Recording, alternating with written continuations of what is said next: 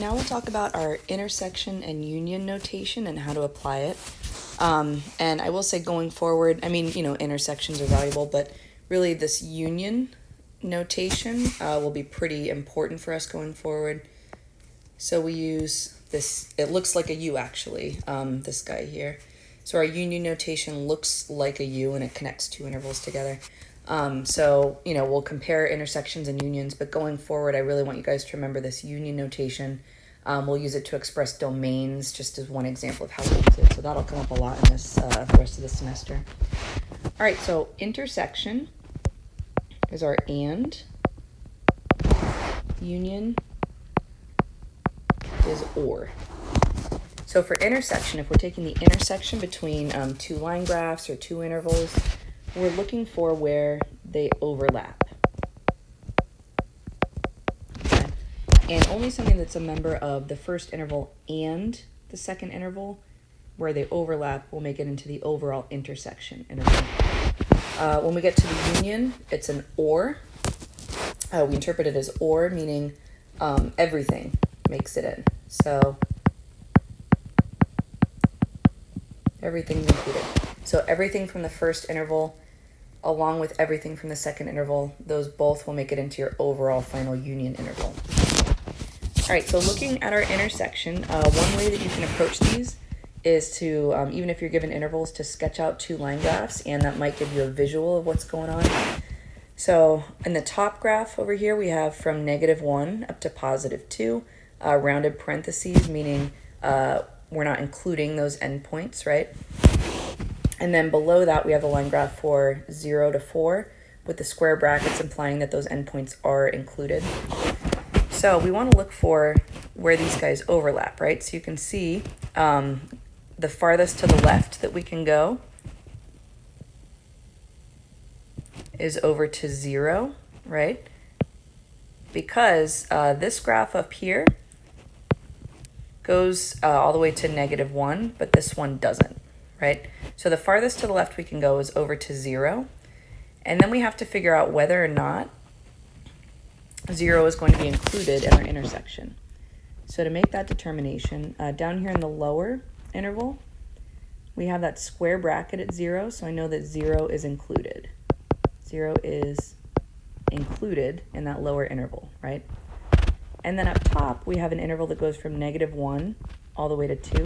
So anything in between those two values is automatically included, unless there's an open circle to denote that it's not for some reason. But I don't see that, so that means that 0 is included for that upper interval as well. So because 0 is included for both, that means 0 is included in our overlap, right? So we have that square bracket to denote the fact that 0 is included. Going to the right, the farthest to the right we can go is 2. This graph up here only goes as far to the right as 2.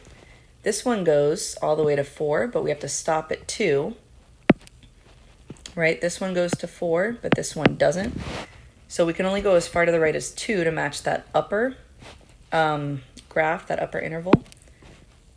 And then we need to decide if 2 is included in our overall intersection.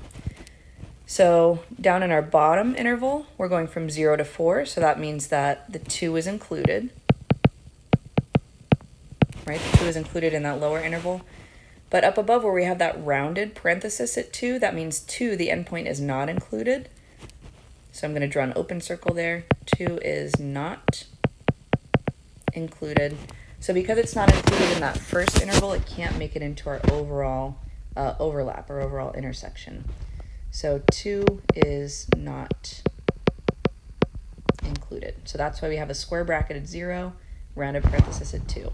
And if we wanted to write this in interval notation, we'd have 0 to 2.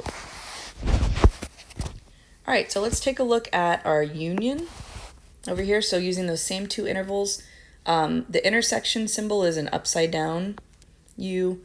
The union symbol looks like a U. So just that kind of little curve there. So that union symbol, we want to take the union of those two intervals. So I'm going to go the farthest to the left that I can and the farthest to the right that I can. So I see that this upper interval goes all the way out to -1.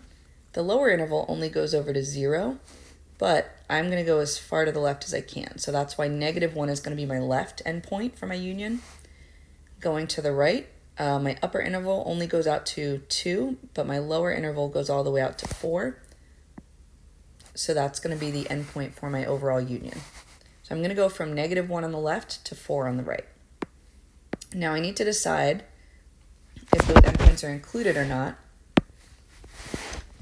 And remember, if it's included for either graph, it'll make it into a union. So on the top, we have the rounded parenthesis at -1. That means -1 is not included. And down here, -1 just isn't even in the interval whatsoever. So -1 is not included. So because it's not included in either case, we can't include it in our union. So -1 is not included. So that's why we have the rounded parenthesis there. And then going out to the right, we're looking at 4. 4 isn't included up here because it's not even in the interval. But down here, 4 is included. All right, we see that with that square bracket. So that means because 4 is included in one of our intervals, 4 is included in our overall union. And in interval notation, this would be -1 up to 4. Okay, so keeping this in mind, let's try to find our intersection for -4, 0 to -2, 1, then the union for -4, 0 to -2, 1, and then finally we'll look at the union from -4 to infinity, union -2 to infinity. All right, and you don't have to do this, but I think it's usually a good idea to sketch little graphs up above.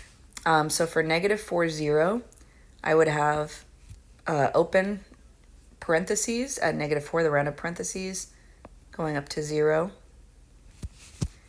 And then for -2, 1, square bracket, square bracket. So I'm just kind of sketching above and below my line graph there. Now for the intersection, we only want where they overlap. So the farthest to the left I can go is -2. The farthest to the right I can go is 0. And I need to decide whether those endpoints, -2 and 0, are included or not. So looking at -2, -2 is included in my upper interval, and it's included in my lower interval. So I'm going to include it in my overall intersection. For 0, 0 is not included in my upper interval. It is included down here, but because it's not included up there, I use a rounded parenthesis.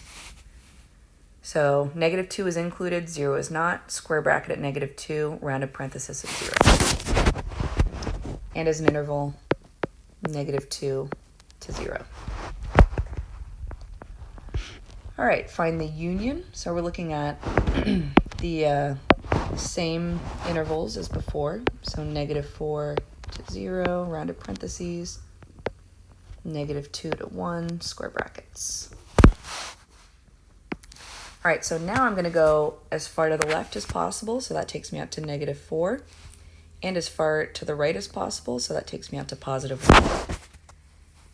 -4 in that upper interval is not included, and it's certainly not included in the lower interval, so I can't include it in my overall union. Going to the right, +1 is included in that lower interval, so I can include it in my union. And then connect the two. And as an interval, -4 up to 1. All right, so finally down here, we're looking at different intervals. This says find the union, and I'm going from -4 to infinity, which would look like that, and then -2 to infinity. So if I'm including anything from either interval, the farthest to the left I could go is that -4. And then going to the right, they both are going out to infinity, right? So there's no boundary there. So when I graph this, I'm going to match that rounded parenthesis at -4 and then draw my arrow all the way out to the right. And in interval notation, -4 to positive infinity.